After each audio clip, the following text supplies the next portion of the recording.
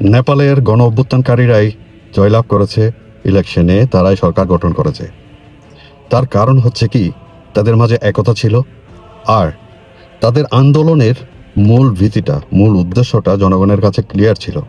সেটাই তারা করেছে, সেটা নিয়ে তারা কাজ করেছে। আর আন্দোলনের পরে তারা জনগণের পাশে গিয়ে দাঁড়িয়েছে, করাপশনের বিরুদ্ধে দাঁড়িয়েছে। আর সেটাই জনগণের মনে জায়গা করে নিতে সাহায্য করেছে। আজকে তারা সাকসেস, তারাই সরকার গঠন করেছে। আর বাংলাদেশের গণ অভ্যুত্থানকারীরা, তারা কিন্তু জনগণের কাছে ক্লিয়ার করে নিয়ে এই ব্যাপারটা, তাদের আসলে অভ্যুত্থানের উদ্দেশ্যটা কি। তারা মুখে বলে এক, কিন্তু কাজে আরেক। যেমন ধরুন, অভ্যুত্থানের পরপরই যেভাবে রাস্তাঘাট সব জায়গায় পরিষ্কার পরিচ্ছন্ন করেছিল, তাদের দরকার ছিল সাধারণ জনগণের পাশে গিয়ে দাঁড়ানো। কারণ তারা ভালো করেই জানে আইনশৃঙ্খলা বাহিনী যেগুলো আছে এগুলো হচ্ছে বানানো। তারা সাধারণ জনগণের পাশে থাকবে না, আর কোনো প্রবলেমে তারা হাত বাড়াবে না। ওই সময় তাদের দরকার ছিল প্রতিটা জায়গায় তাদেরকে সাপোর্ট দেওয়া, জনগণকে সাপোর্ট দেওয়া। আর এটা হয়ে ওঠেনি এই কারণেই তাদের মাঝে একতা ছিল না, তাদের ডিবেট হয়ে গিয়েছিল। আর গণ অভ্যুত্থানে যারা অংশগ্রহণ করেছে তার ম্যাক্সিমাম লেভেল কিন্তু রাজনীতিতে আসেইনি। আর যারা রাজনীতিতে এসেছে তারা ভিন্ন ভিন্ন দলে যোগদান করেছে, আর কেউ এককভাবে রাজনীতি করেছে, আর অনেকেই কয়েকজন মিলে তারা এনসিপিতে যোগদান করেছে।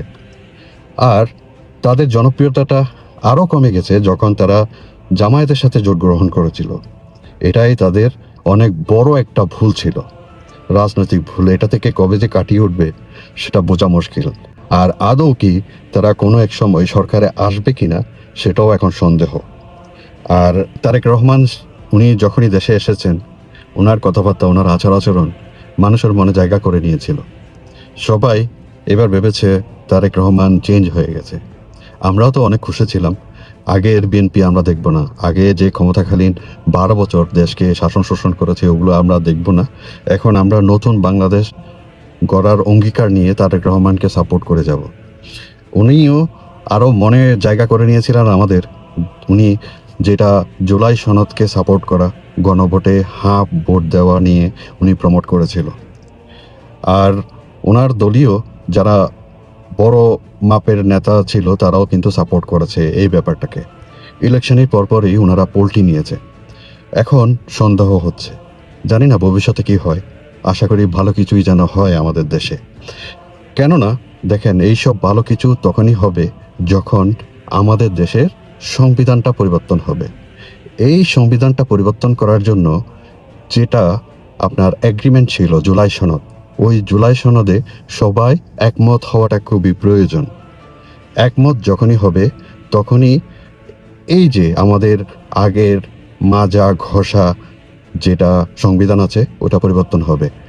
এটা আপনার আইন ব্যবস্থাকে পৃথকীকরণ করতে হবে, উচ্চ আদালত থাকতে হবে যেটাতে আমাদের সাধারণ জনগণ ভোট দিয়ে তাদেরকে সাপোর্ট করবে, তখনই দেশ উন্নতির দিকে যাবে।